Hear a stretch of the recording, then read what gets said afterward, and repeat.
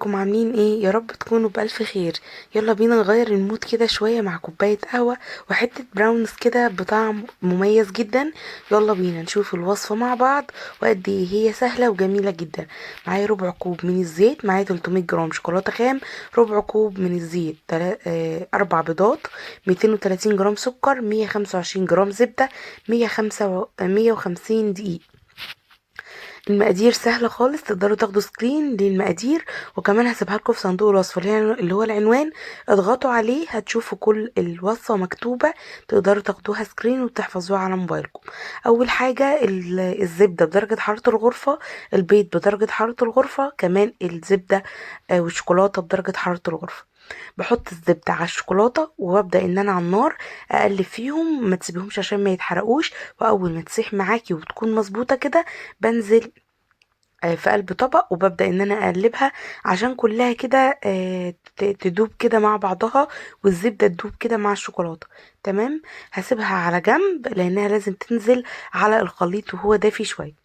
معايا 4 بيضات، معايا كيسين فانيليا والسكر. اول حاجة هجيب المضرب الكهربائي او المضرب اليدوي زي ما انت عايزة تشتغلي. هحط ال4 بيضات وهحط الفانيليا وهحط السكر. هدوبهم هدوبهم لحد ما السكر آه، يبقى هش كده. آه، السكر بالبيض يكونوا هشين كده ولونهم فاتح.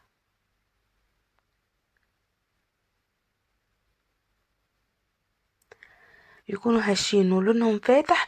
وهبدأ ان انا انزل بالزيت.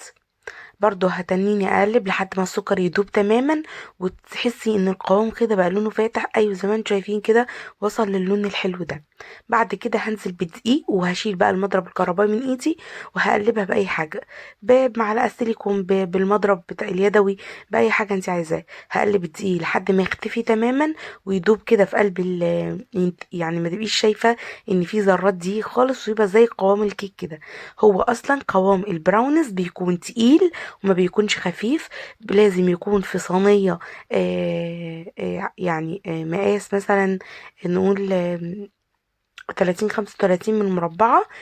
كمان نحط ورق زبدة وبيخش على درجة حرارة 180. بشغل الفرن من تحت بس والشبكة على الرف الوسطاني، لاني الكيك بتاعي او البراونيز بتاعي النهاردة مش محطوط فيه كمية دقيق ولا بيتحط له بيكنج باودر خالص. مادة هو مش يعني ما فيهوش مادة رفع، مش بينتفخ كده ولا بيبقى زي الكيك. هو بتبقى حاجة كده سمكها على حسب الصينية اللي انت حطاها. لكن الصينية، عارفين اكبر صينية في الطقم الصواني المربع؟ ايوه هو ده المستطيل ده. بدهن كده ورق زبدة، بحط ورق زبدة وادهن عليه دهنة زيت. وببدأ ان انا انزل بالبراونيز او بالعجينة. هي تقيلة مش خفيفة خالص، سمكها تقيل خالص، وهي يعتبر معمولة من الشوكولاتة. يعني لازم نفرش ورق زبدة علشان ما يلزقش في الصينية معايا. وبعد كده بخبط اطلع فوارغ الهواء. ولو عندك خلة اسنان او الخلة بتاعت الشيش تقدري كده تمشي بشكل عشوائي على وش الصينية عشان تطلعي اي هواء فيها. في الوقت ده الفرن بتاعي كان متسخن وانا ما شغلتش الشواية خالص. في طبقة كراست كده بتبقى فوق البراونز بعد ما بيطلع. هي دي الطبقة اللي هي عاملة زي القشرة دي وبيتقطع بكل سهولة. انا بطلعه من ورق الزبده، بسيبه يرتاح لمده ساعه. وببدا ان انا احطه على اي حاجه واقطعها كده مكعبات حسب الحجم اللي انت عايزاه. انا عملت مكعب يدوب على قد قطمتين كده. والتزيين ده برضو حاجه ترجع ليك. عايزه تزيني، انا عملت كريم شانتيه خام بس خليته تقيل، معلقتين او 3 كريم شانتيه عليهم معلقه ميه وبقى وربع معلقه سكر او معلقه سكر حسب انت عايزه السكر قد ايه. بقلبهم كده بالمضرب حاجة بسيطة واحطهم في كيس تزيين الحلواني. كمان عندي شوكولاتة سبريد زي النوتيلا او الميكستيلا، اي نوع شوكولاتة تقدري، او شوكولاتة خام متسيحة مفيش مشكلة. لازم يبرد علشان مهما تقطعي هو سخن. هتلاقي كده بشوكولاتة على السكينة علشان هو اصلا كل التصنيع بتاعه يعني اساسه الشوكولاتة.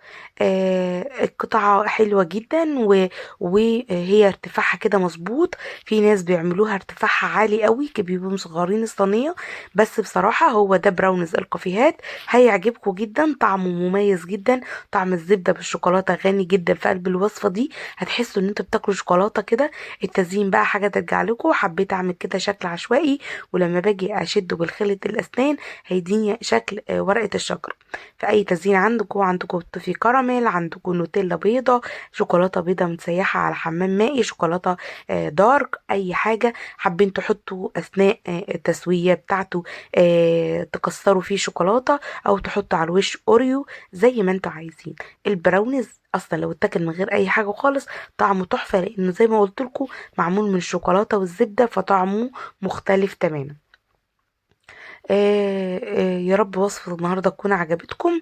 والحلويات عايزة مقادير مظبوطة وبالذات بالجرامات، فدايما خلي عندكم الميزان اللي هو الديجيتال الصغير ده. هو مش غالي، ده حوالي ب100 ب110، مش غالي، بس في نفس الوقت بيكون آه، بيظبط جدا في الحلويات عن مقادير الكوباية.